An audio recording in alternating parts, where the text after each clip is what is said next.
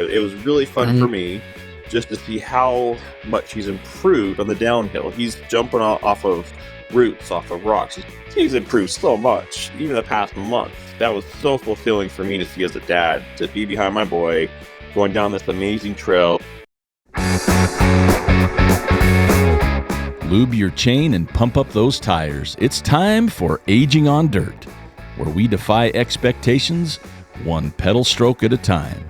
We age, but we don't have to get old, and we all want to experience the joy of mountain biking as long as possible. Are you starting to ride at an unreasonable age, getting back into it after a long layoff, or just wanting to extend how long you'll be riding? Then you're in the right place. And now, your host, Joel Zeeve.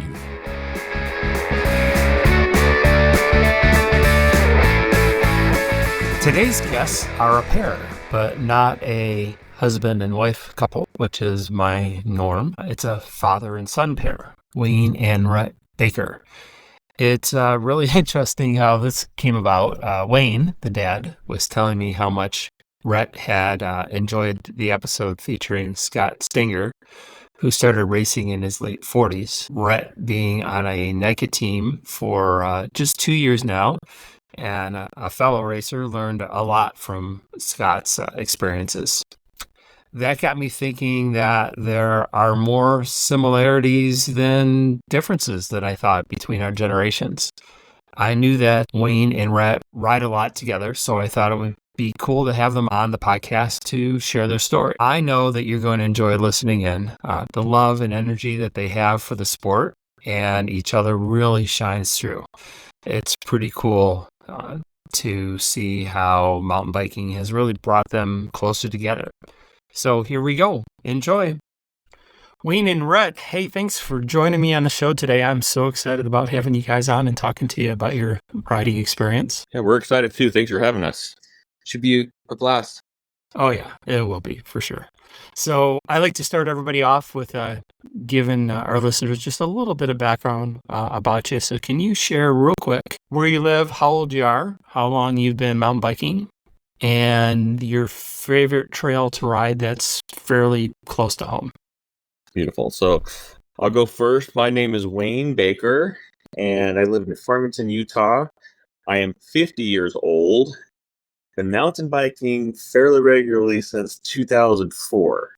And my favorite trail, which unfortunately is closed at the time being, at least this year, is Trail Yeah up in the Powder Mountain area.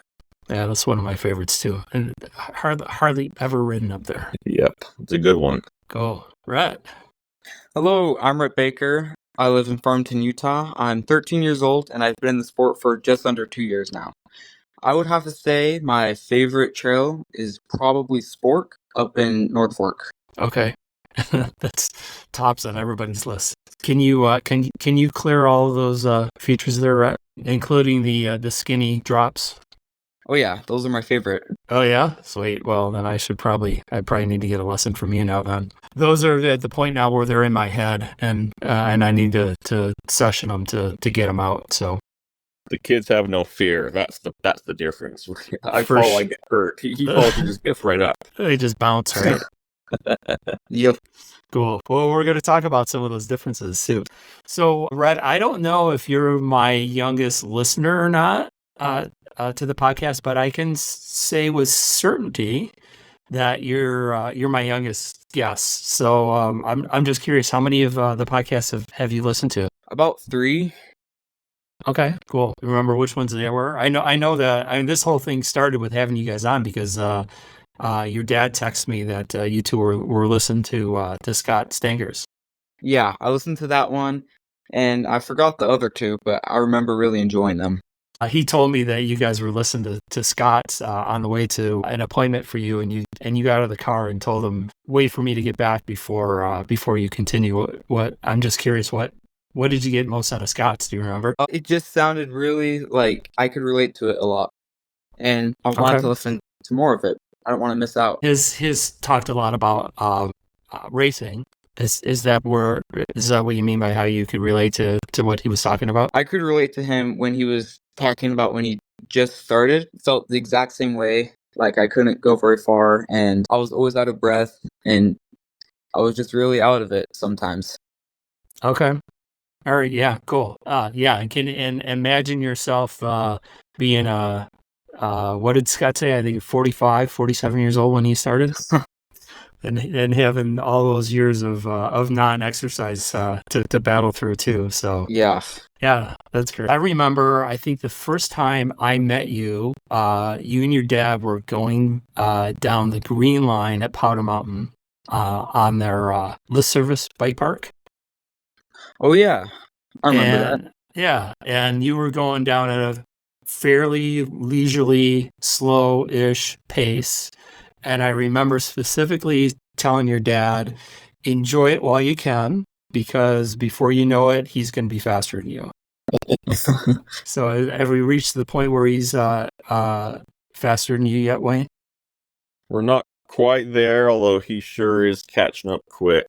Okay, cool. Well, probably by the end of the season, or certainly by next year, he's going to be blowing by it and waiting for you at the bottom of the trail. Hopefully.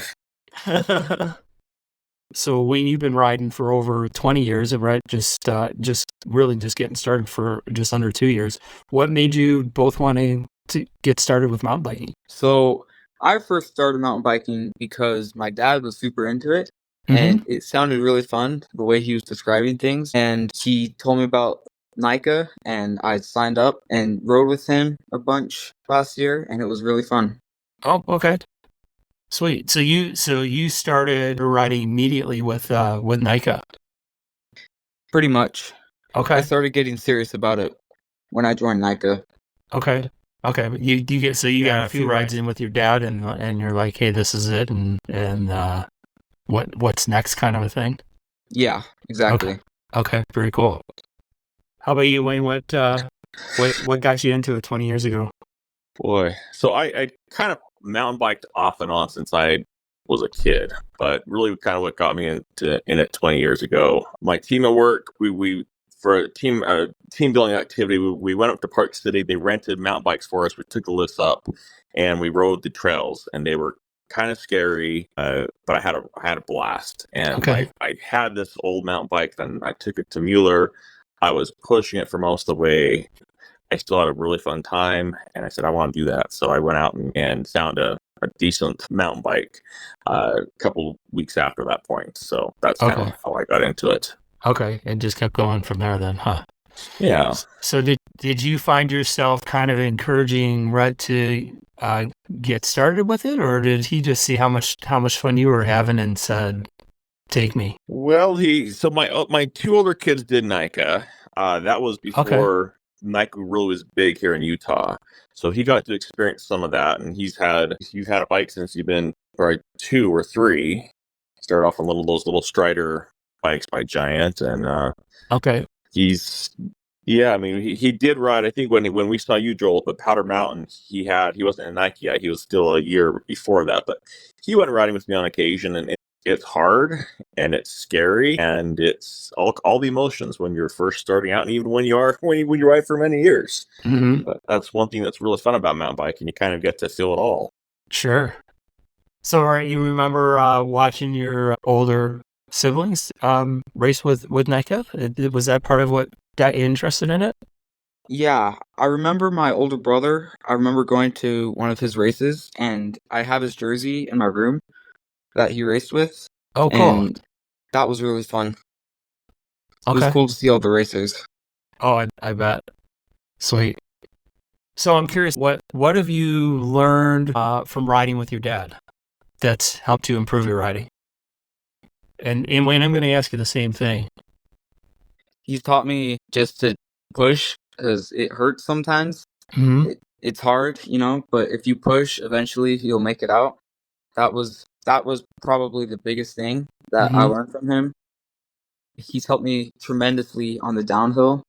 He's taken me up to Deer Valley and other trails, and it's super fun, and it helps my technical skills improve. Okay, by having him, do you think are you at a point where you're learning more from your dad or NICA right now as far as skills go? Boy, right now I would say I'm learning more from my dad because the people who I ride with in NICA, they're more just starting out, and learning.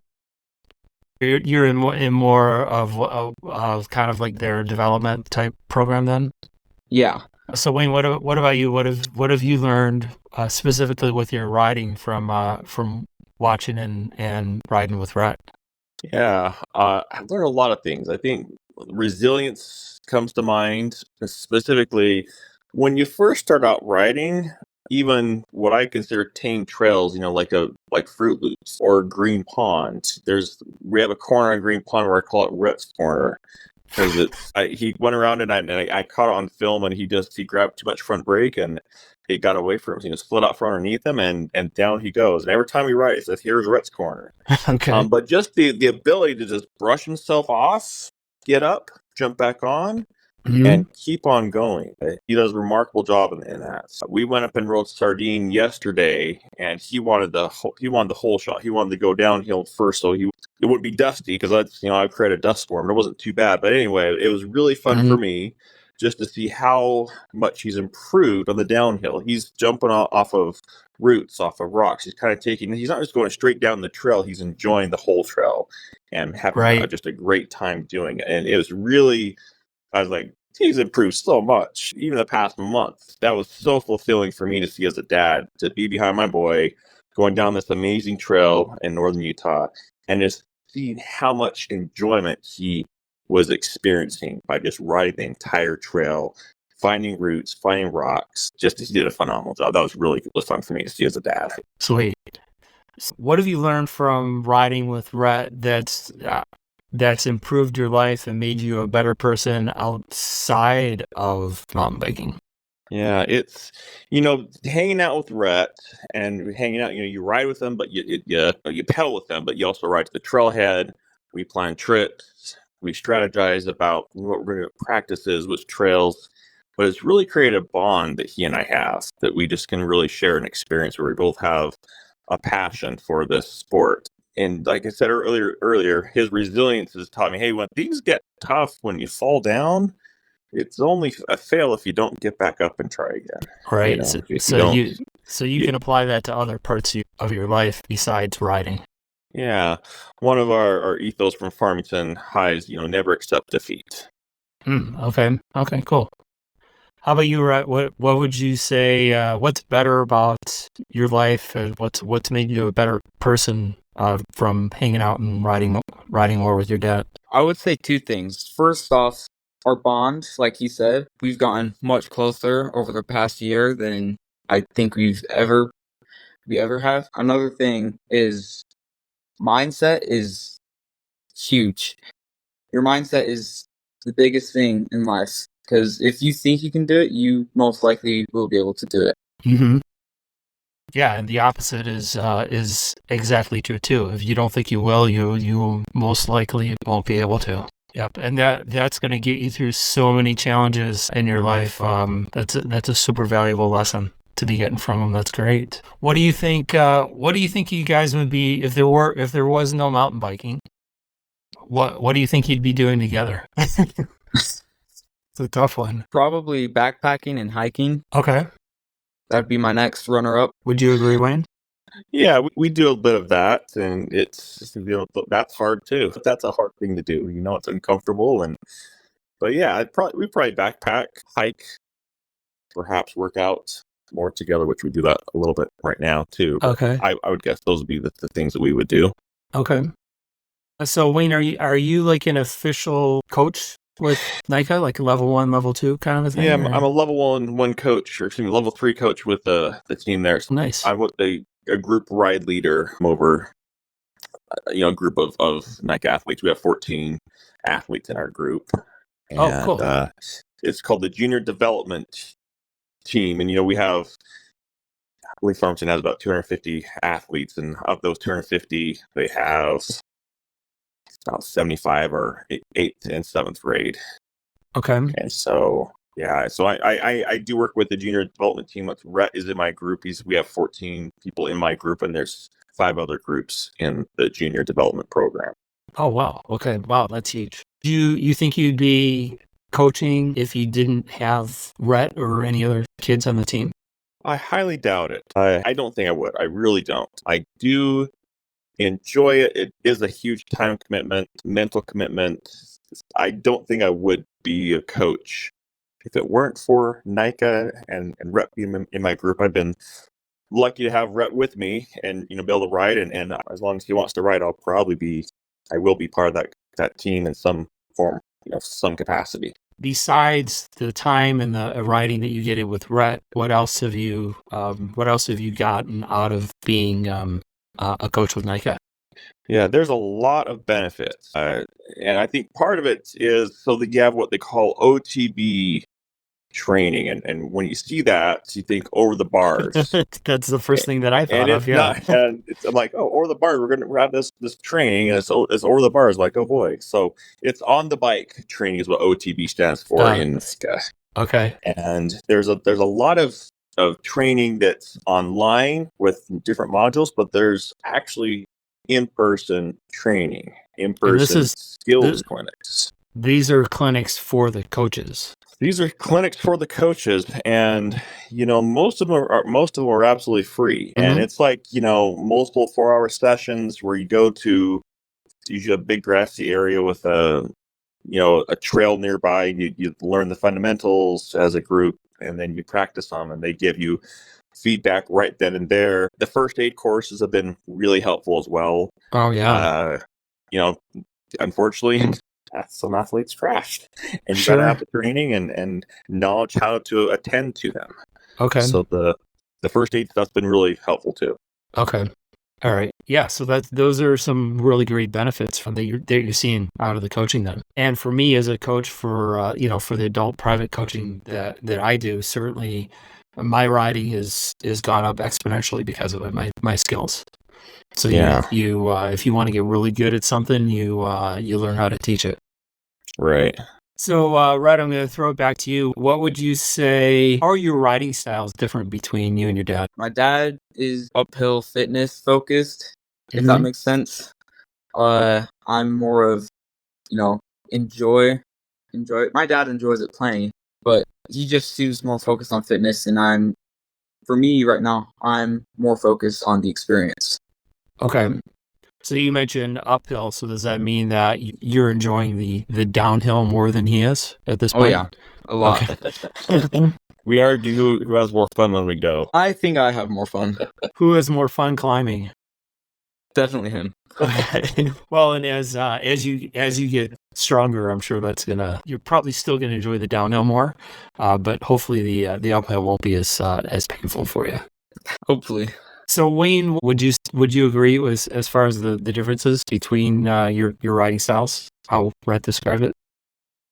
Yeah, I think that's true. The uphill, he always, when he rides behind me, super close, like, Dad, why are you choosing these lines? I'm like, what lines am I choosing? You're like, you're going the roots, going the rocks, you're not going around. I'm like, I don't know. It's just fun. I do enjoy the uphill. I do like. I tell Rhett, embrace the suck. As far as time-wise, you're probably climbing for 3/4 of your time on the bike. Oh, sure. So you might as well enjoy it. Find a way to enjoy it or get the most fun out of it that you can. Yeah, it's a lot of fun. You can't always go as fast as you want to go on the uphill just because of traffic on the trails or whatever, or just you're not feeling that day or whatever. But Strava's great to see, hey, this little section, did I do better? Did I get a medal on a trail that I've ridden many, many times? So that's always fulfilling, I think. Okay. But yeah, I think Rhett does love, he lives for the downhill. And I think every mountain biker loves the downhill. I tend to take maybe more sketchy lines on the uphill, though, too.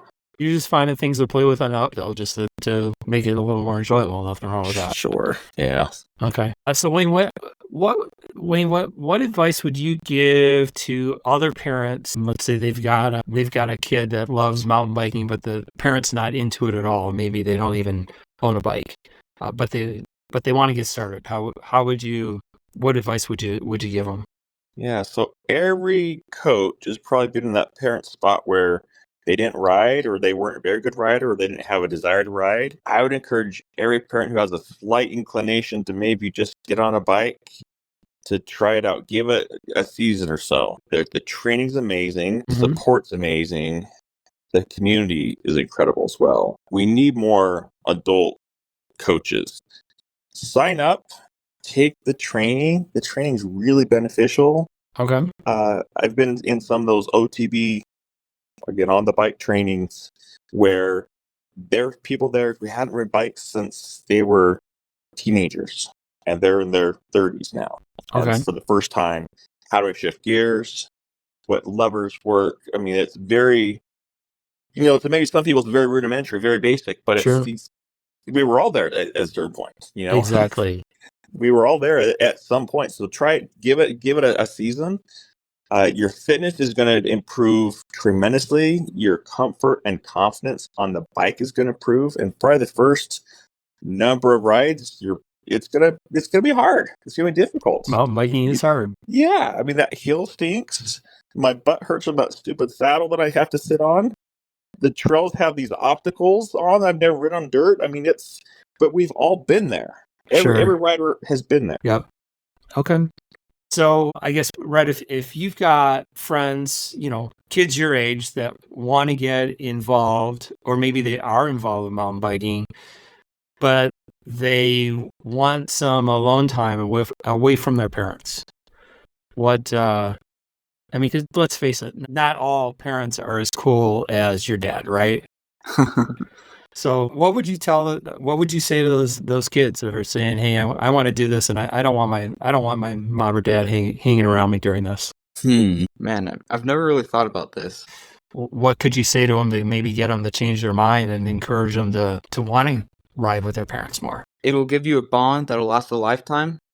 I think that's the biggest thing. I think working out together, or just doing exercise together will improve anyone's bond, whether it's your friend, your parents. It's a great time. Your parents, they've been there for all your life, and I would be really sad if I didn't want to get to know my dad or meet my dad. And getting in the outdoors is a great way to do that, and it can reveal your true personality, and most of the times it's a really good personality. Yeah, that's great. Wayne, did you have any thoughts with that? Yeah, I mean, it's sharing a hobby, and I think I'm a big fan of mountain biking. Obviously, that there's a lot of benefits to it, but sharing a hobby with your kids, something that you can do for a lifetime together, it's amazing. The time we get to spend, the planning, the scheming of what trails we're going to ride this week, kind of scheduling. Hey, what does your schedule look like? What can we do? What fall trips do we want to pull off? Things like that. It really helps have a common cause, if you will, that you can work towards. I always say this to Rhett, there's few things this life compare to sitting in my truck with my boy riding shotgun, listening to loud music with rear view mirror, two bikes in the back of it's my rear view mirror on the way to or the way home from a trailhead. Like few things compare that. It's just the best. So and who gets to pick the music? It's off and on. You guys like similar things? Thank goodness, yes. We both like heavy metal, rock and roll, and really loud. So I'm lucky in that regard. That's for sure. Yeah, you're a lucky guy, Wayne. That's for sure. So, Rhett, what are some of your long-term riding goals? I would really like to be able to push myself 30, 40 miles as my biggest, bike ride with at least 5,000 feet of elevation, vertical gain. I would really like to just become stronger, be able to go farther and faster than I ever have. Wasn't the climb up to the towers that you guys did like a month ago? Wasn't that close to 5,000 feet? Yeah, it was. They call it 5,000 feet of freedom, but it's only about 26, 28 miles. Okay.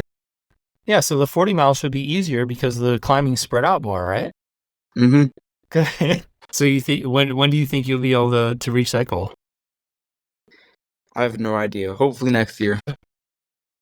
Sweet. And how long how do you want to be riding mountain bikes? As long as I can pedal. As long as I can put a leg over a bike and, pedal. Hopefully for all my life. Great. How about you, Wayne? What are your long-term riding goals?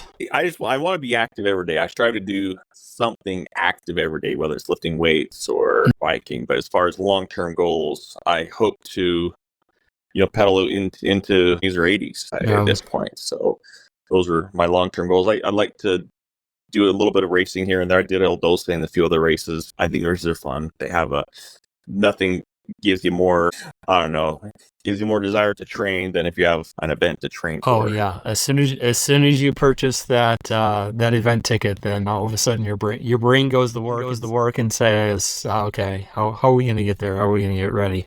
It becomes very real, yeah. Yeah. And NICA helps you do that. That's one thing that I really like about NICA. NICA's different than most other high school sports, and this is in a lot of ways. And this is why, I look at kids who play soccer, I look at kids play baseball or basketball, and they're at every practice. They're putting forth all the efforts, and they may only in a season they may only play half hour. They may spend 5 minutes in the season. They don't get the same play time as maybe the stars, so to speak.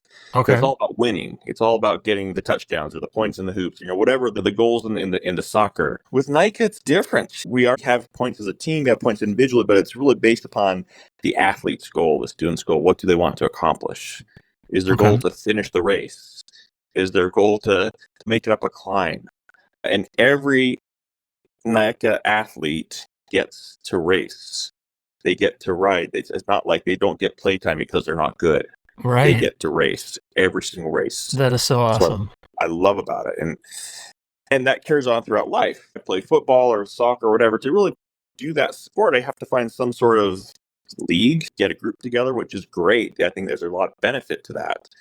With mountain biking, it's far easier after high school, after college, or whatever, I'm going to go for a ride. I can go for a ride by myself. I want to go with my son. I want to go with a group. I can do that too. It's not like I have to have a group of people in order to really enjoy the sport, to play the game, so to speak. Cool. I like that. People say, why do you ride? And ultimately, the reason why I ride is because it makes me feel like a little kid again. It makes me feel like I can fly. Mm-hmm. It's just a feeling that I have not experienced that with anything else. Not with a motorcycle. That's probably the closest thing, but it's just completely different. But it makes me feel like I'm a little kid again. I'm going downhill. It's fast, subjectively fast speeds with the wind in my face, and just that it's exhilarating. And it's fun to improve. It's fun to get better. And it's fun to live later in life where you feel strong, you feel fit, you feel confident. And mountain biking gives that too. Okay. What's the biggest thing that you get out of mountain biking, Rhett? I would say probably a hobby that I can do for the rest of my life. I love it. I plan to do it for as long as I can. Mm-hmm. Like I said earlier, it's very. It makes me feel alive too. Like you said, going down the hill with the wind in your face, it's really fun and exciting, and I love it. It's amazing. Okay, great. Well, I would say that's a great way to wrap it up. Cool. Thanks, Joel. Hey, well, thanks to you both for being on this on the show. My pleasure. We love your podcast. It's really it's super entertaining. I listen to every episode as soon as it drops, so I love it. Cool. Thank you.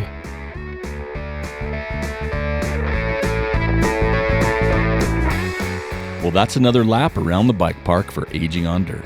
I hope you've learned something and or found this entertaining. Most importantly, go out and apply what you've learned so you can experience more joy on your bike. Remember, Joel wants your input. What topics and or guests do you want to hear?